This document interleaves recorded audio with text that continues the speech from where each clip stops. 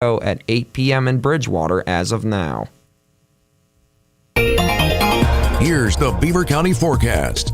After a stretch of really great weather, the weekend's going to be wet. Today, it'll be cloudy with a chance of showers and thunderstorms in the afternoon. We'll see a high near 80. Showers and thunderstorms tonight will drop down to a low of 68. More showers and possible thunderstorms expected tomorrow, off and on through the day and into the evening. Look for a high near 85 and an overnight low of 66. The rain continues on Sunday. We could see a possible afternoon thunderstorm. We'll reach a high near 78 and a low of 64. And mostly cloudy on Monday with a slight chance of showers and thunderstorms. We'll see a high near 72. I'm Lisa Marie with your Beaver County weather. We've got a current temperature of 71 degrees at 9:10 this morning, and that's a look at the news for now. I'm Noah Haswell on 99.3 FM and AM 1230 WBVP, also streaming live around the world at beavercountyradio.com. Teleforum is on the air on Beaver County Radio, 99.3 FM and 1230 WBVP. The show is presented by East Rochester and Tusca Shop and Saves. And now, here is the host of the show, Eddie Crow.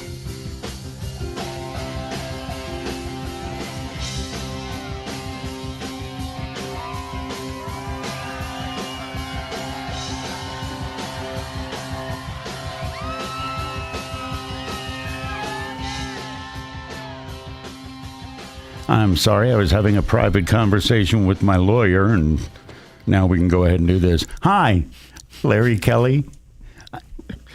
I would hire you in a minute. What's your name again? Yeah, no doubt. Larry Kelly of the law group Luxembourg, Garbutt, Kelly, and George is my guest for the first hour today. And I was thinking about it driving in. I'm going to go ahead and put you on the live Facebook feed so they can see you looking good. You're one of those dudes that, even casual, you look crisp. You look sharp. I'm the other way. I could put on a $5,000 suit and look like an unmade bet.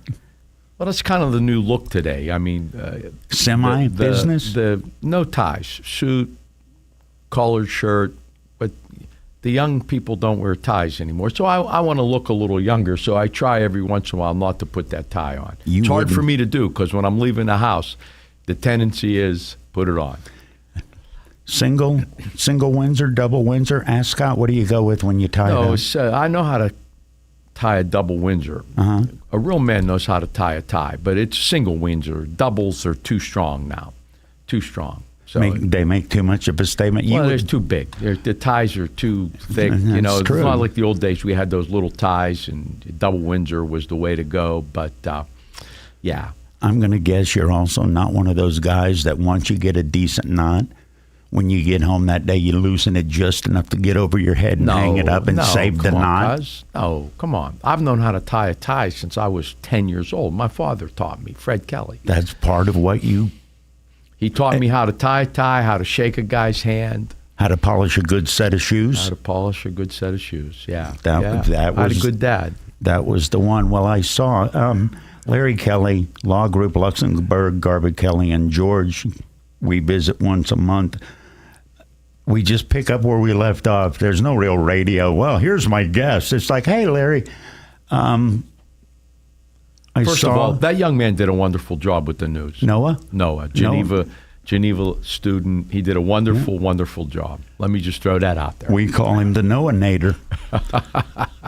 He's brilliant. Yeah, did a great job. I had a perfectly valid question, and it just went right over your head. Would you show up in court without a tie? Never. No.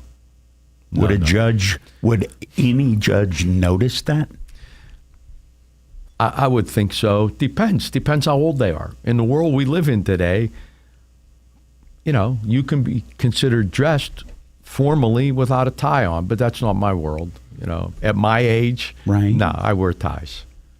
Yeah. Is that a good thing for society or a bad thing for society? I don't know. Again, I saw the governor of Pennsylvania on TV twice in the last couple weeks, and he looked sharp and he didn't have a tie on.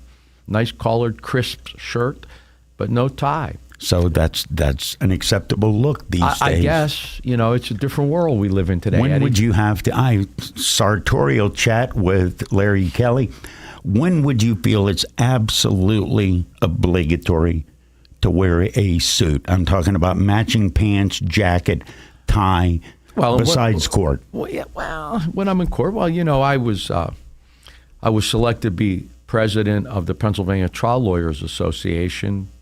That was 2 weeks ago. And when you give your acceptance speech, you wouldn't go up there unless you had a suit on. I was actually wearing a bow tie that day. I was about to ask. Because it was a rather formal affair. Did you have the cummerbund, everything? No. I wore a suit, but a bow tie that I know how to tie. I don't do clip-ons. Just me. I know how to tie a bow tie. Is it It's weird? just me. Is it weird that society is shifting? Because I'm not quite as old as you are, but I see this. How is this good for society? That we're more comfortable. We are less recognizing. I mean, think about it. If you watch formality. ESPN Sports Center, they're wearing suits and they're wearing ties, but they have tennis shoes on. It's an acceptable look. I would never do that. I would certainly never do that in court, but the young guys do it all the time. Larry Kelly is my guest. You know the secret, not so secret about newscasters, right? No, which when you see the distinguished man up there in the suit and tie telling you the news, more often than not, he's wearing shorts and flip-flops. You just don't see it. Yeah. Yeah, I saw Guy Junker many times, $80 tie looking good and floral swim trunks and slides. Yeah. Well, my dad told me as a young man, and again, it's another Fred Kelly story. We're walking down the street one day and summertime, and I had just become a lawyer. It's 40 years ago now. And two lawyers walking towards us. One lawyer is dressed to the nines, and the other guy not so much. And he said, if you knew nothing else about these two men and you had to pick a lawyer to represent you, who you picking? Dad, I'm picking the guy that's dressed up. He said, well, son, if you're going to be a lawyer, you got to look like one all the time because you never know who's watching. So when I leave the house in the morning, I hear those words. There are some lawyers that go to the office in golf shirts and shorts, and I can't do that. Just not me. I hear my dad's voice. I can't do that. You brought this in perfectly. I wanted to ask you and let you talk for a minute. You wore your dad's suit. You do this once a year. Yeah. And that's what led to the clothing discussion. Explain it, because this I saw on social media 2 days ago? Yeah. My dad's birthday is August 12th. Right. And every year on his birthday, August 12th, I wear a suit that was his, a suit that was tailor-made. My dad was a rather nappy dresser himself, probably in 1960. So here we are. This suit is 65 years old. It was tight, now, I won't man. say it fits me like a glove, but it still fits me. And in honor of my father, and just to kind of fill him, you know what I mean? I wear his suit on his birthday, and I've been doing that for probably 20 years. I think that's one of the most beautiful things. I had a good dad. He wasn't a formally educated man, but the expanse of his wisdom was infinite, as I like to say, and he coached me up every day. Sometimes those coaching lessons were painful, but I got coached up every day. Please, and I'm so dragging you, throwing you under the bus with this. Larry Kelly of the law group Luxembourg, Garbett, Kelly & George is my guest. We visit one Friday a month. Please tell the story of you thinking you were a smart man in the Reader's Digest and your dad straightening it out. This is why I wait for you out in the parking lot. I get the dirt coming in. Oh, this is a great story. I mean, my first year of law school, right? And one of the things that happens when you go to law school is you learn a whole new vocabulary. In fact, I used to walk around with a law dictionary because some of these words I had no idea what they meant. So I think it was over first year, over holiday break.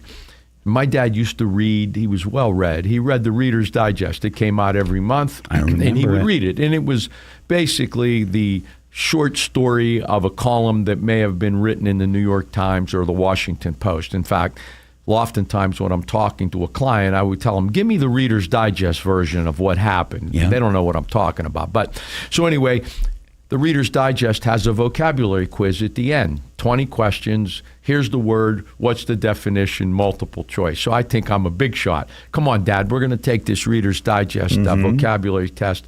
I'm going to show you how smart you are or how smart I am.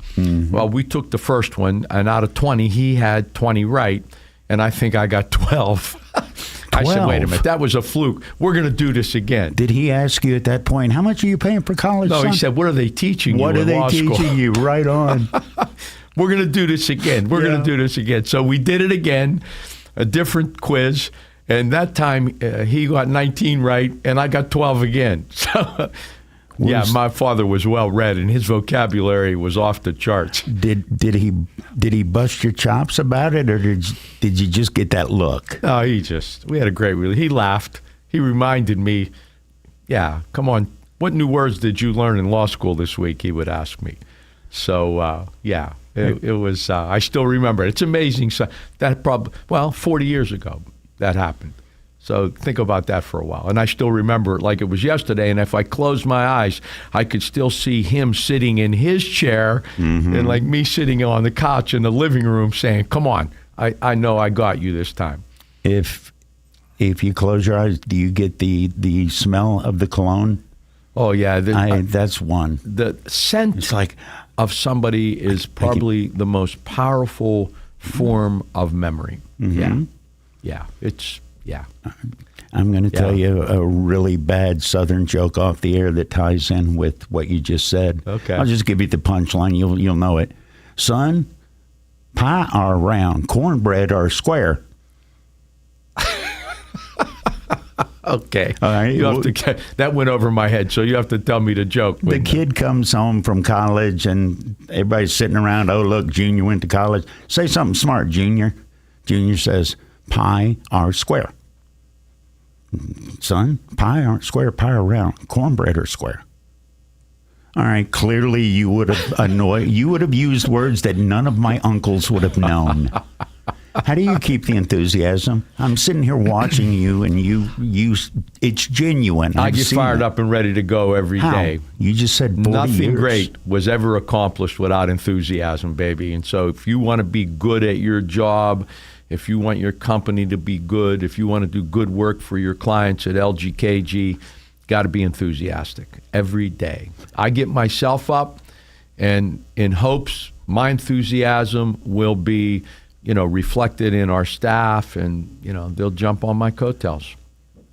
Do you feel you've been great the last 40 years? I get the impression from everyone around that's a slam dunk. Do you? I don't know that I've been great. Not every day. I try to be great every day. There have been times that, I probably have been great, but there have been times that I've been less than great.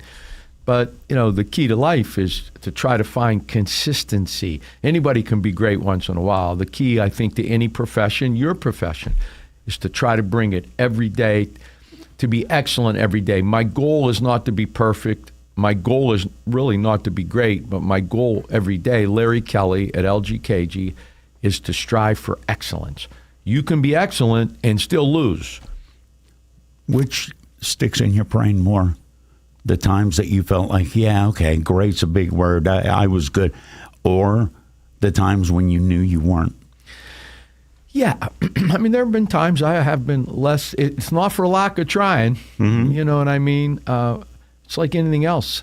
Some days you're more in tune and on your game than others. Professional athlete. Willie Mays, maybe the greatest ball player of all time. He wasn't great every day. He wasn't great every day, was he? Even Tom Brady wasn't great every day, every game. But it wasn't for lack of trying. You can't be perfect. I tell young lawyers this, trial lawyers. I'm a trial lawyer. You can't be perfect, but you can always strive for excellence. You can be excellent and still not get the results that you want. But, man, at L.G.K.G. and Larry Kelly, every day I strive to be excellent. When you know you're excellent and it doesn't work out, does that make it a little easier, or does that make it more frustrating? Well, no. I mean, look, I always wanted to be a trial lawyer when I was inducted, for lack of a better word, as the president of PAJ. PAJ is the Pennsylvania Trial Lawyers Association. It's called the Pennsylvania Association for Justice. Name changed a few years ago. There are 2,000 lawyers, and they chose me to be their leader. And so it's an honor. But I talked about the journey to that honor. And I told them as part of my speech, coming out of law school, Eddie, I thought I was a big deal. Top 10% of my class, Sure. Editor of the Law Review, outstanding advocate in the regional mock trial competition. They knew the name. I thought I was a big deal. The problem is nobody else did. I had a bunch of interviews, couldn't get a job. It was insane, right? Because couldn't. I mean, and the interviews were very interesting. If we have time here, I'll tell a story. The one interview with this white shoe law firm up in Cleveland. Wait. Define white shoe law firm. What is that? They bill people $600 an hour. They represent the major corporations of the world. Right. That's not who I represent. I represent the real people that live in Beaver Falls and New Brighton. You understand? Mm-hmm. They represent the other side. Well, they decided, we'll interview some kids from Ohio schools, and, they chose a select group of students from the Ohio schools that they would interview, and I was one of those students. Sweet. Interviews were Saturday morning. I walked in. I had my best suit on. I only had one at the time, but man, it was clean. It was tailor-made, baby. I think it cost me $300, which is $300 more than I had. Mm-hmm. So I walk in, and as I walk in the reception area, I see the silver serviceware with coffee and donuts. Nice breakfast. Right. So I said to the receptionist, I said, wow, this is really nice. She said, well, you should have been here last week when they were interviewing the students from the Ivy League. They were serving filet mignon and shrimp cocktail. Oh, they were. So right away, my ire got up, right? And so I walked into the interview with my best suit on, 3-piece, Eddie. I was clean. And the guy sitting behind the desk, who was about to interview me, is wearing a flannel shirt, blue jeans, and cowboy boots. Cowboy boots. Yeah. Flannel shirt, blue jeans. I struggle at the notion of hiring a lawyer named Bucky. Anyway, 5 minutes into the interview, I realized this cat has no interest in Larry Kelly. It was obvious. It was obvious. So after the interview ends, he says, now, Mr. Kelly, do you have any questions? I said, yes, I do. What's that? What's your question? I said, did you dress like that last week when the students from the Ivy League were here? Cat just looked at me, he didn't know what to say. Yes. Wait a minute. I stood up, we shook hands. But obviously, I didn't get that job either, but I did not leave empty-handed. I grabbed 24 donuts on the way out the door, took them home to my boys at the apartment, and we ate good that morning. This is why Larry Kelly is a hero of mine. It's Teleforum on Beaver County Radio. Are you into cars? Then listen up. Push Beaver County has a whole new event that is right up your alley. This Saturday, August the 17th from 10 until 2 p.m. is the all-new Garage Tours 24. You can tour 4 garages of local Beaver Countyans' collections of cars. It all gets underway with registration at the Beaver County Radio Studios on Dutch Ridge Road at 9 a.m. You can get more information and purchase tickets by going to pushbeavercounty.org. Tickets are just $50 each and riders $25, and you'll also receive a $10 food voucher for one of the food trucks at the Beaver County Radio Studios during Cruisin' on the Ridge after the tour. Proceeds benefit the Adoption Connection PA. Garage Tours 24 is being brought to you by Monroe Auto Body, Edward Jones Tyson Smith, Fern Rock Risk Partners, Beaver County Beverage, Novak Auto Parts, AutoZone, Berkshire Hathaway Home Services Randy Forner, Temco Industries, the Davis Foundation, Valley Vintage Motorworks, Hash and Smash in Beaver, and Push Beaver County.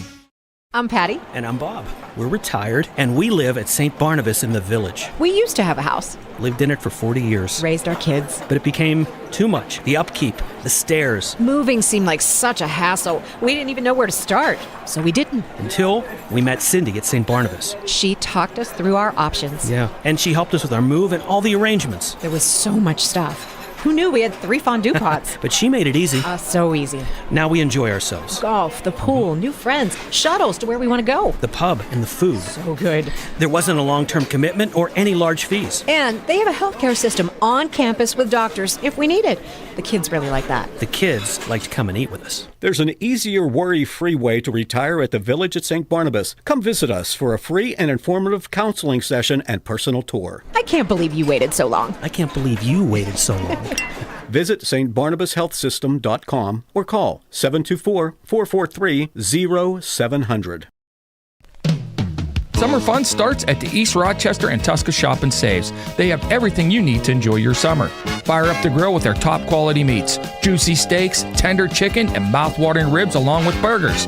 Cool down with a great selection of wines and explore the famous beer cave for an extensive variety of brews. Don't miss out on amazing weekly specials and save money at the pump with every dollar that you spend. Stop by the East Rochester and Tusca Shop and Save today for everything that you need this summer. If you own a company or a small business, you might have considered advertising on radio. It's smart because radio is still the most far-reaching media outlet today. WBVP and WMBA can get you results. Get more information at beavercountyradio.com. Do you have a loved one who has faced a nursing home crisis and been forced to spend down their life savings? Do you worry for yourself or a loved one overspending what you took a lifetime to earn on long-term health care costs? Has a family member's home been recovered by the state after receiving Medicaid benefits rather than being able to leave that home as an inheritance? Have you ever been told that you were too late to protect your assets from long-term care or there was nothing you can do? If you answered yes to any of these, you owe it to yourself and your family to speak with a specialist who helps families with these fears every day. Matt Snyder is certified as an elder law attorney by the National Elder Law Foundation as authorized by the Pennsylvania Supreme Court. At Snyder Elder Law and Estate Planning, they educate families and help maximize what assets they can preserve from these risks. Whether you are looking to proactively protect yourself for the future, or you know of someone who is actively facing a nursing home spend-down crisis, they can help you navigate these difficult and highly stressful situations. You are not alone. Give Snyder Elder Law and Estate Planning a call today to schedule a complimentary consultation at 724-777-5288. They'll come to you and meet in the comfort of your own home and surroundings. Beaver County Radio's news source, 95.7 and 99.3 FM, along with 1230 WBVP, 1460 WMBA, and streaming at beavercountyradio.com. Good morning. My name is Noah Haswell here on 99.3 FM and AM 1230 WBVP on this Friday, August the 16th of 2024. Currently at 9:31, we got a temperature of 72 degrees. Will be cloudy skies today with a high of 80 degrees. We will have a complete Beaver County weather forecast, but for now, here's a look at news. The Inflation Reduction Act was signed into law 2 years ago this week. In Pennsylvania, its impact so far includes carbon reduction, job creation, and support for disadvantaged communities. Here's Danielle Smith with more. The IRA marks the largest clean energy investment in U.S. history with over $369 billion dedicated to fighting climate change and creating jobs. Fred Quinn III on the Swissvale Borough Council just east of Pittsburgh says the legislation will generate over 243,000 new jobs across Pennsylvania by 2030. He adds the IRA offers financial relief for households as well. The Inflation Reduction Act offers significant rebates for clean energy technologies, such as solar panels, electric vehicles, and energy-efficient appliances. For families in my community, this means substantial savings on energy bills. Imagine reducing your household's energy expenses by more than $1,800 annually. Swissvale recently got its first electric vehicle charging station. The Inflation Reduction Act is a wide-ranging 10-year plan to encourage the adoption of more renewable energy sources, reduce greenhouse gas emissions, and improve air quality. From its inception, it has received criticism from the fossil fuel industry and from those who say more accountability is needed to make sure the money is spent wisely. Beaver County Radio News correspondent Sandy Giordano reports that the Greater Pittsburgh Community Food Bank will be stopping by in Aliquippa today from noon to 1:30 p.m. They will be located at Mount Carmel Presbyterian Church on Broadhead Road, and no pre-registration is required. President Joe Biden and Vice President Kamala Harris tried to convince others through their plan for Americans with Medicare to lower prescription drug prices.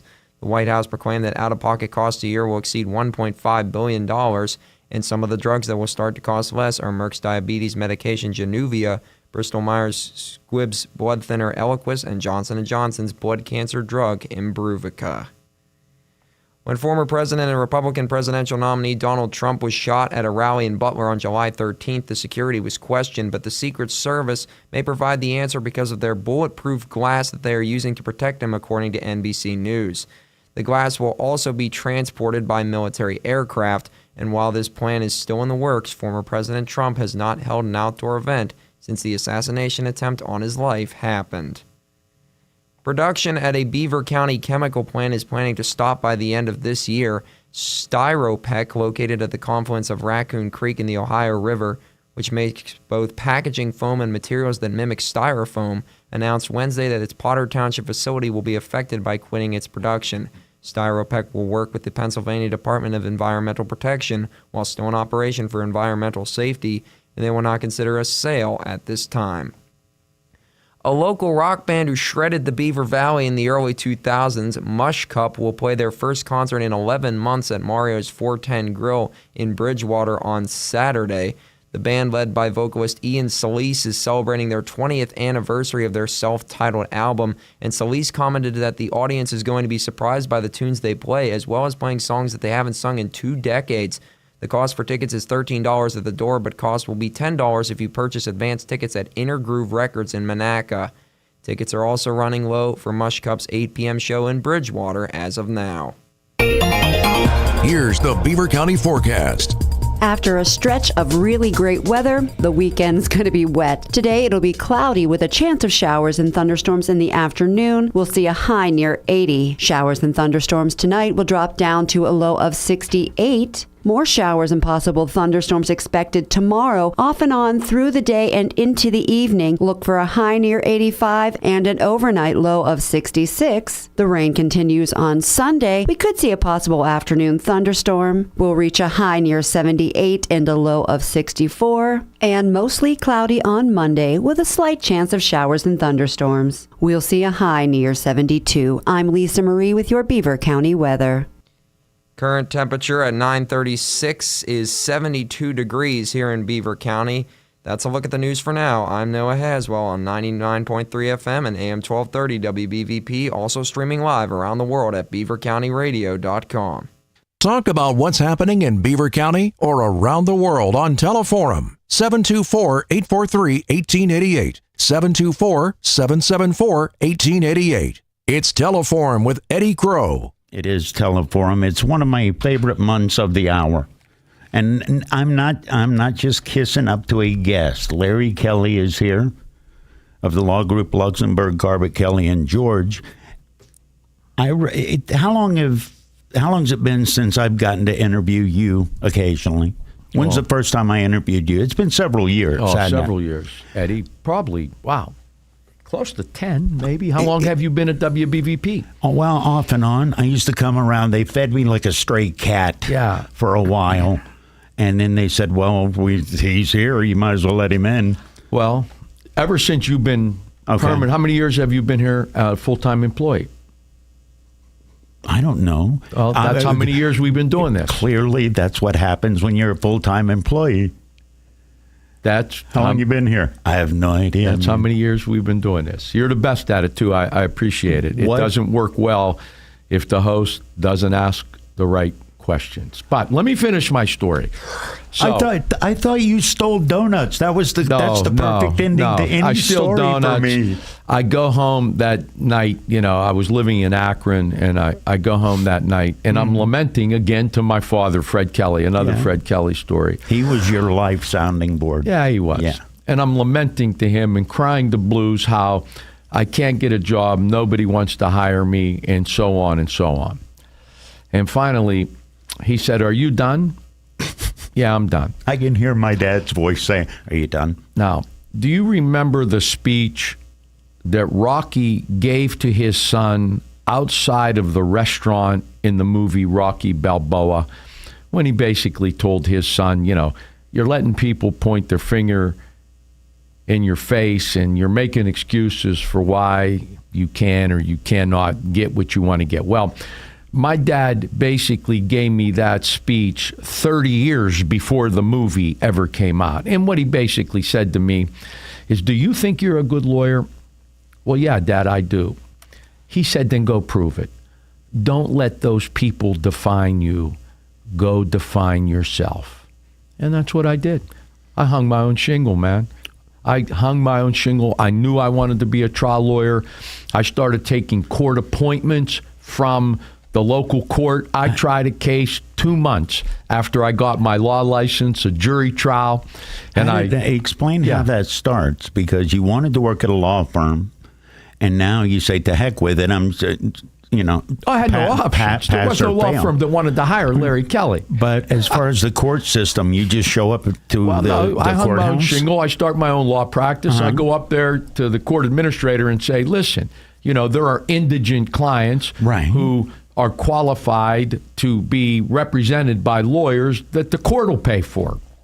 And so I put my name on the list, started taking these court appointments. And I got a case, and I tried it 2 months after I got my law license. Now, I'm ready, Eddie. I'm ready to go. So I prepared 100 hours. The trial lasted 3 days. And the jury was out 3 minutes and come back and told me I lost. Now, what a kick in the teeth. Listen, you want to be a trial lawyer, and at Luxembourg, Garbutt, Kelly, and George, we're trial lawyers. You got to be mentally tough. You got to be mentally tough. You got to be the toughest thing in the world. You were an athlete, is to work really hard, put all of your effort into the preparation of a game, and go out there and get your butt kicked, and then show up at practice the next week and do it again. And That's hard to do. Figure out how to do more. That's why probably less than 10% of all lawyers in America have tried 10 jury trials to verdict, because it's hard to do. And when you do it, you may get beat, even though you've been excellent. So I got up and did it again. And after that first one, Eddie, I had a pretty good run, brother. It was a long time before I lost another one. So, that's kind of how my career started, as a lawyer in Lawrence County, Beaver County. Yeah. Did doubt ever creep in? Because at this point, before you win your first case, you're big 0 for 2. Can't get a law firm to hire you. Right. And you lose your first case. You had to go from thinking, and you said this yourself, you thought you were pretty good, top 10%, law review, all of that business. That's a couple swift kicks in the backside. Was there ever any doubt? Was there ever any, maybe, because you can go be a lawyer without being a trial lawyer. I was blessed. There was no doubt. I knew I could do this. God hasn't given me many gifts, but he's given me this gift to speak and speak to others and move others and motivate others. The interesting thing about that trial, the jury was out 3 minutes, come back and told me I lost. And as I'm walking out of the courtroom, out of the courthouse, 2 of the jurors who were sitting on the jury wanted to hire me as their lawyer. Wait a minute. Are you sure you got the right guy? Yeah, they had some legal issues, and they liked me and my style, and they wanted to hire me. And that's how my practice started. Why did you lose? What did you get wrong? Because I know it festered. I didn't get anything wrong. My client was probably guilty. Oh, okay. That's right. My bad. There's only so much you can do, isn't there? The facts are the facts, Eddie. Yeah. The facts are the facts. He's up there on a stabbing charge, and he steals your ballpoint pen and starts poking holes in the tape. No, this wasn't a stabbing charge. It was a woman who forged the signature of a young girl on a marriage certificate so that this 15-year-old girl could marry her son. Yeah, it was. Yeah, listen, I gave it everything I had, and I enjoyed it. I loved it. I loved being in the courtroom. Did you ever get a client, especially early on, when you're not choosing your clients? You're being told, yeah, you want to be a lawyer? This guy.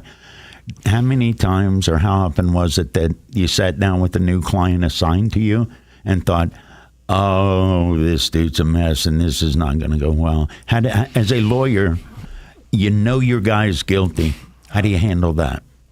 Well, you don't know he's guilty. You may suspect he's guilty. In a criminal case, you don't ask the client, you don't? What did you do? Because if he tells you, yeah, I shot that guy, then you cannot put him on the stand. You can still represent him. Mm-hmm. The question is, what did you tell the police?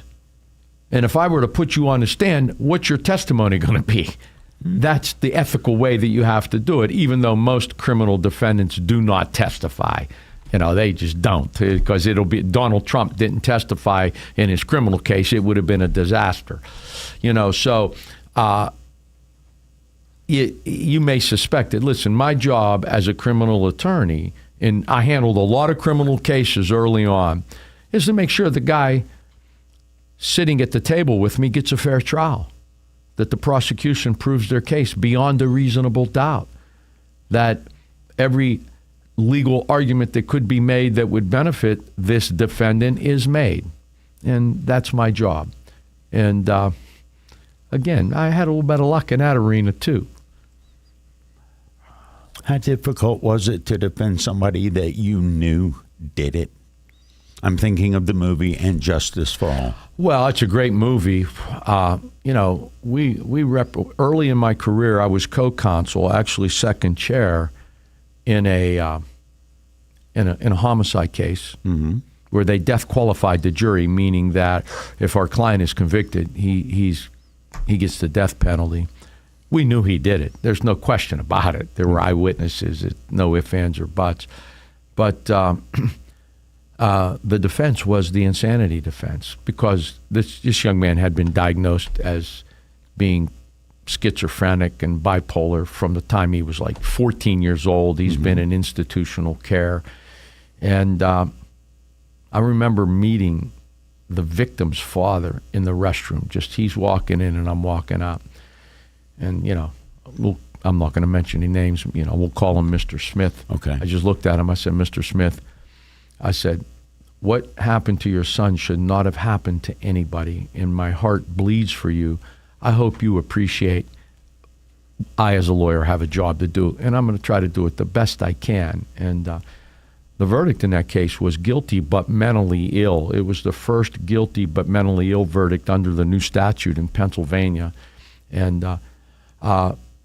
client was incarcerated, but because it was guilty but mentally ill, he wasn't executed. And this guy he was dangerous. He didn't deserve to be out on the street. You wouldn't want him in your neighborhood. No, he just did not. So, who struck up the conversation between you and the victim's father? Did he say something? Was it eye contact? He's walking in the bathroom, I'm walking out. Yeah. And our eyes met. Okay. And my heart bled for this guy. He bled for this guy. His son, this client's car broke down. His son stopped to give him a ride. The client pulls out a gun and shoots him. It's sickening, So how do you maintain your enthusiasm when you have to deal with such insanely, horribly heavy stuff? Well, I don't do criminal work anymore. I don't. It's everything I do at Luxembourg, Garbutt, Kelly, and George is civil work, medical malpractice, automobile accidents, products liability. Right, but you still deal with heinous human beings. Oh, we do. And in terms of the people arguing for the chemical company or the insurance, or whatever you're trying to go against. Again, I always try to keep it professional. I told you before, there's this guy that lives inside of Larry Kelly that I don't like to let out of his house, because when he comes out, he gets ugly. And I don't think that benefits my client. Certainly isn't professional in the court, but I've attacked a few people on a witness stand in my day. I've just gone after them like white on rice. Has it ever served the purpose of working? Have you ever done that to provide an attention getter in court? My dad used to say, you should never get mad. Whom the gods wish to destroy, they first make angry. But if you're going to get mad, it should be by design. You're really not mad, but you're pretending you're mad. You're pretending you've lost your temper. Because once you lose it, you're not really functioning very well at a high level. So, there's been a few times that, I showed some anger even though I really wasn't. Kind of an act.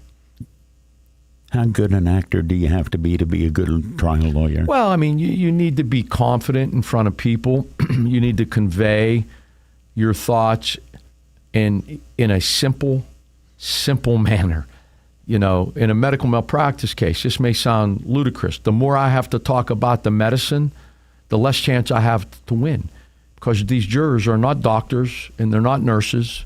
If they don't understand what you're telling them, then in that event, they're not going to rule in your favor. Where do you go at that point? Do you go to forget the medical stuff I just told you is why their life is like this? Well, we have a case right now where my guy went into the hospital, emergency room, chest pain, nausea, shortness of breath.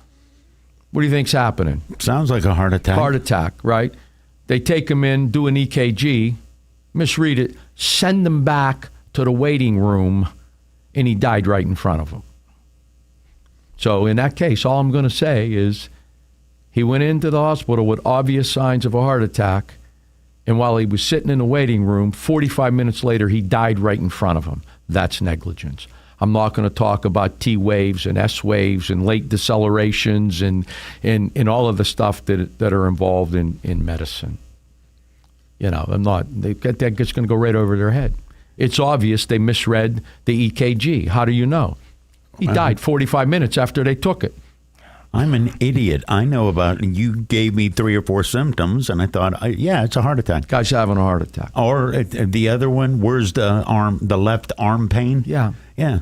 Yeah, that kind of stuff. So, that's what I'm talking about. I've learned that through experience. I've tried so many malpractice cases, I lost count.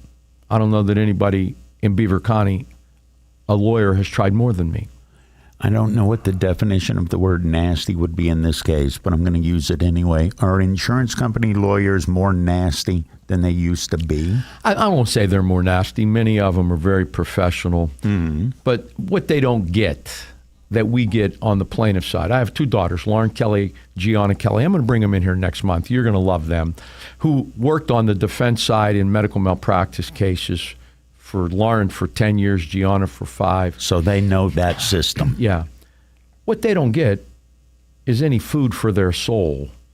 When they win a case, you save the insurance company a lot of money. Mm-hmm. Okay. When I win a case, I made a difference in somebody's life. The mother of 2 children who lost her husband as a result of a medical error does not have to go out and get yet a second job. She can still work the one job that she had and be the best mother she can be to her 8-year-old and 6-year-old who are in elementary school.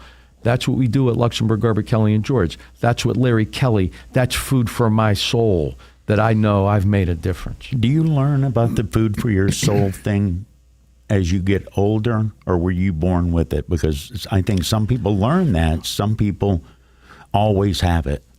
My parents were very giving people, and it was always after watching them, I derived great joy out of helping other people because I saw my parents do it for years and years.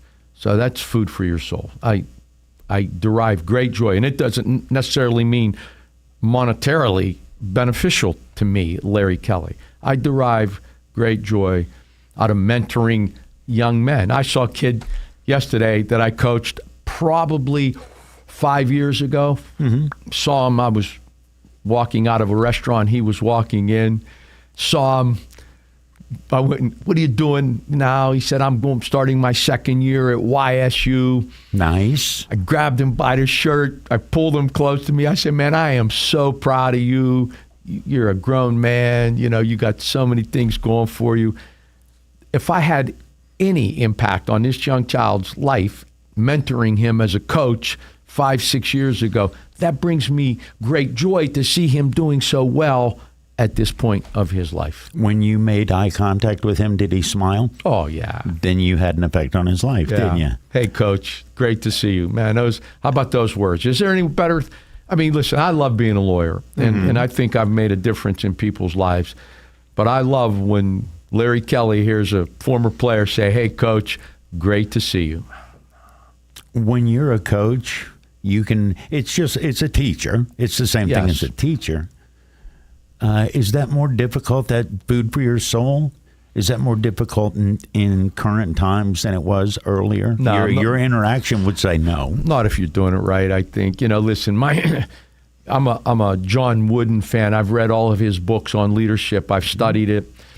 John Wooden used to say, your job as a coach is to not only make better players, but to make better people. That's my job as a coach. Listen, I'm there to mentor young men, teach life lessons that allow them to be successful when they cross that bridge from adolescence to adulthood. And if I can do that, then I've considered myself a success, regardless of how many games I've won or championships I've won. What should I have asked you today? It flies. Larry Kelly, it's L.G.K.G.com. It is. That's how you get a hold of Larry if you want to talk legal services. What should I have asked you? You listen, Eddie, the conversation is always good because it allows people to get a feel for who I am. Larry Kelly, what are law firms all about? Luxembourg, Garbutt, Kelly, and George. Every lawyer out there is going to say, I'm going to get you a lot of money in your case. Every lawyer out there is going to say, we know how to do it and we're the best. But I believe that a lawyer-client relationship, there has to be a relationship for it to work and for it to be good. And we try to develop a relationship with all of our clients. And this show gives prospective clients an opportunity to kind of get a feel for who Larry Kelly is and who Luxembourg, Garbutt, Kelly, and George are as lawyers. And can these guys help me? Can I develop a relationship with these guys? When are you going to come fill in, do a whole show, and let me sit at home and listen to you? You're the best, buddy. You're the straw that stirs the drink. If I can quote Reggie Jackson, you are the straw that stirs the drink. I was just thinking about Reggie Jackson. Remember when he stuck his leg out and let the ball hit him and Garvey went crap? Yeah. And Lasorda comes out? Yeah. We were talking about pretending to be mad, right? Yeah. You remember that conversation? Oh, yeah. Don't you show me up. I'm not showing you up. Don't you show me up, Tom. It's like, part of that's an act. Oh, yeah. Lasorda was the best at it. Yeah, Reggie Jackson, in context, when they said, well, you're coming to the Yankees, you know, Thurman Munson's a really good player. And Reggie Jackson's comment was, yeah, Thurman Munson's a good player, but I'm the straw that stirs the drink. I bet that was a fun locker room. You know what? They were champions, though, weren't they? Oh, yeah. And Reggie hit 3 home runs in the World Series in Game 6 or something. So he stuck his thigh out to break up a double play against the Dodgers. Can you name the 3 players who hit the home runs off it? This is a trivia question. Oh, dear Lord, no. Bert Hooton. Okay, Happy Hooton. Elias Sosa. I never got that one. And Charlie Howe.